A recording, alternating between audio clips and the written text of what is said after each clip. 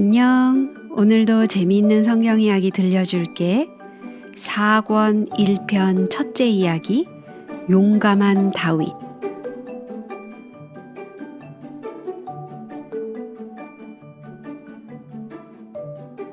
집안은 쓸쓸하기 짝이 없었어요. 다윗의 형들 가운데 3명은 사울을 도와 블레셋과 싸우기 위해 나갔어요. 아버지와 어머니는 그들이 전쟁터에서 어떻게 되지나 않을까 자나 깨나 걱정이었어요. 다윗도 걱정이 되었어요. 양을 치면서 다윗은 줄곧 엘리압과 아비나답과 삼마를 생각하고 있었어요. 어쩌면 그들은 전쟁터에서 죽었거나 포로로 잡혔을지도 몰라요. 그렇다면 그는 2번 다시 형들을 볼 수 없을 거예요. 다윗은 매우 슬퍼졌어요. 양떼들이 풀을 뜯고 시원한 바람이 머리 위를 스쳐갔어요. 다윗은 보드라운 풀밭 위에 누워서 왜 사람들은 서로 싸우고 죽여야만 하는가 하고 곰곰이 생각에 잠겨 있었어요. 그때 그의 머리에 얼마 전에 있었던 한 사건이 떠올랐어요. 그것은 바로 이런 것이었어요. 어느 날 사자가 그의 양을 잡아먹으려고 왔었어요. 다윗은 혼자의 힘으로 그 무서운 사자를 쳐서 죽였어요. 자기의 어린 양을 잡아먹으려는 사자나 곰을 어떻게 그냥 둘 수가 있겠어요? 물론 죽이고 싶지는 않았지만 양을 보호하기 위해서는 어찌할 도리가 없었어요. 그러나 블레셋 사람들은 달랐어요. 그들은 무엇이 옳고 그른 것인지 도무지 가릴 줄을 몰랐어요. 도대체 그들은 왜 자기 나라에서 살지 않고 항상 다른 나라에 와서 사람들을 괴롭히는 것일까요? 갑자기 멀리서 귀에 익은 한 음성이 들려왔어요. 다윗! 다윗! 그것은 아버지 이새의 음성이었어요. 그는 싸움터에 나가 있는 아들들에게 맛있는 음식을 보내주고 싶었어요. 다윗이 즐거운 마음으로 가겠다고 했을까요? 그럼요. 그렇고 말고요. 다른 일은 손에 잡히지도 않았어요. 어쩌면 그는 싸움하는 것을 볼 수도 있을 거예요. 블레셋 사람들이 어떻게 생긴 사람들인지 똑똑히 살펴볼 수도 있을 거예요. 다윗은 아침 일찍 일어나서 양을 양치기에게 맡기고 아버지의 명령대로 음식을 가지고 길을 떠났어요. 얼마나 멀리 갔는지는 몰라도 마침내 다윗은 이스라엘 진영에 도착했어요. 거기서 그는 짐을 보관소에 맡겨두고 군인들을 비집고 달려가서 형들을 찾아냈어요. 다윗은 형들을 다시 만나게 되어 기뻐서 어쩔 줄을 몰랐어요. 그러나 큰형 엘리압은 그리 반가운 표정이 아니었어요. 그는 화를 내면서 양은 누구에게 맡겼으며 어찌하여 여기 왔느냐고 다그쳐 물었어요. 내가 무슨 잘못이나 했어요? 형들에게 야단 맞는 다른 아이들처럼 다윗도 억울한 듯이 말을 했어요. 바로 그때 어떤 사람이 소리를 질렀어요. 봐라! 저기 또 온다! 블레셋 진영에서 한 거인이 나왔어요. 다윗이 그것을 보고 정신이 아찔할 정도였어요. 키는 보통 사람의 2배 정도나 되고 어마어마한 노투구를 썼으며 갑옷으로 무장한 거인이었어요. 그가 든 창자루는 얼마나 큰지 배틀채 같았고 창날의 무게는 철 600세겔, 그러니까 약 7kg이었어요. 또한 한 사람이 방패를 들고 그보다 앞서 걸어 나왔어요. 저 사람이 누구죠? 다윗이 물었어요. 가드 사람 골리앗이요! 라고 말했어요. 그 말한 사람은 그 거인이 2 군대 사이에 있는 골짜기로 성큼성큼 내려오자 슬슬 도망가기 시작했어요. 왜 사람들이 전부 도망가는 걸까? 다윗은 의아스러웠어요. 비록 그가 거인이긴 하지만 왜 아무도 이 사람과 맞서지 않는 걸까?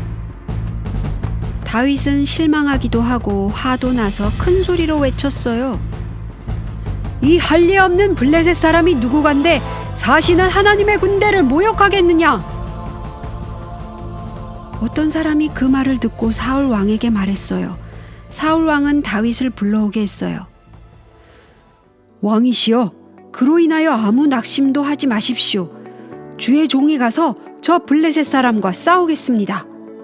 하고 다윗은 왕에게 말했어요. 사울은 그 말을 곧이 들으려고 하지 않았어요. 그렇게 할 수는 없다. 넌 너무 어리단 말이야. 그는 한마디로 잘라 말했어요. 그러나 다윗은 자기가 사자와 곰과 싸운 이야기를 하면서 이렇게 덧붙였어요. 여호와께서 나를 사자의 발톱과 곰의 발톱에서 건져내셨은즉 나를 이 블레셋 사람의 손에서도 건져내시리이다. 마침내 사울 왕은 자기 앞에 있는 이 소년이 사자처럼 용감한 소년이며 하나님의 능력을 완전히 신뢰하는 소년임을 알았어요. 그는 다윗에게 골리앗과 싸우기를 원한다면 가서 싸워보라고 하면서 자기의 갑옷을 주었어요. 그 갑옷은 너무나 커서 조금도 맞지 않았어요. 다윗은 오히려 불편했어요. 이것을 입고는 도저히 못 가겠습니다. 그는 이렇게 말하고는 갑옷을 모두 벗어 던졌어요. 그리고 나서 그는 손에 막대기를 들고 골짜기를 흐르고 있는 시냇물을 향하여 걸어갔어요. 거기서 그는 매끄러운 돌 5개를 조심스럽게 골라서 목자들이 차고 다니는 주머니에 집어넣었어요. 도대체 무슨 일을 하려는 걸까요? 사람들은 돌멩이를 주어서 적당한 크기와 모양과 매끄러운 것을 고르는 다윗을 보면서 모두 이상하게 생각했어요. 그가 돌들을 저 사람에게 던지려고 하는 것일까요? 그들은 다윗이 아무런 무기도 없이 물매만을 가지고 바위처럼 우뚝 서서 기다리고 있는 저 블레셋 사람 앞으로 걸어갈 때까지도 어찌된 영문인지를 몰랐어요. 다윗이 가까이 이르자 골리앗은 화가 머리 끝까지 치밀었어요.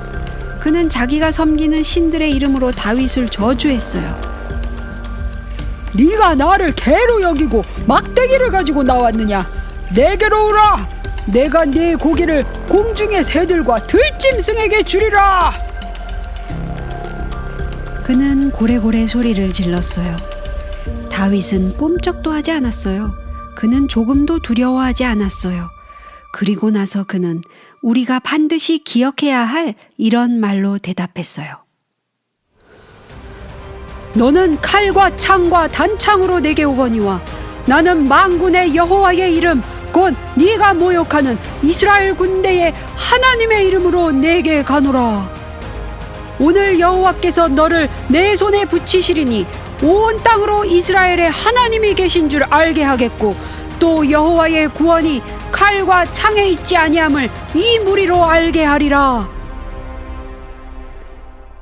골리앗은 도저히 참을 수가 없었어요. 그의 얼굴은 성이 나서 흙빛이 되었어요. 그 우람한 손에 거대한 창을 단단히 거머쥐고 앞으로 돌진했어요. 그래도 다윗은 눈 하나 깜짝하지 않았어요. 그는 침착하게 주머니 속에서 돌을 하나 꺼내어 물매에 끼우고 질주에 오는 거인에게 있는 힘을 다하여 던졌어요. 수많은 사람들이 숨을 죽이고 바라보았어요. 다윗이 물매질을 2번 다시 할 수 없으리라는 것은 모두가 알고 있는 사실이었어요. 그때 갑자기 골리앗이 멈춰섰어요. 그리고는 비틀비틀하더니 그 자리에 쓰러지는 것이었어요. 또한 그의 거대한 창이 떨그덕거리며 땅에 내동댕이 쳐졌어요. 다윗이 던진 돌멩이는 투구에 채 가려지지 않은 그의 이마를 정통으로 맞췄던 거예요. 다윗은 쓰러진 블레셋 거인에게 쏜살같이 달려가 그의 칼로 그의 머리를 베었어요. 싸움은 끝난 것이나 다름없었어요. 그들의 큰 용사가 죽는 것을 본 블레셋 사람들은 겁에 질려서 도망쳐버렸어요. 하나님께서는 마음을 다하고 당신을 사랑하고 의지하는 한 사랑스러운 소년을 통하여 위대한 일을 하셨어요.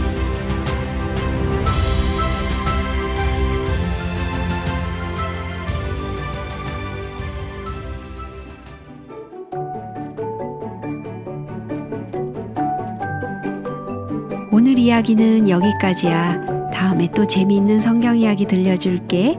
안녕.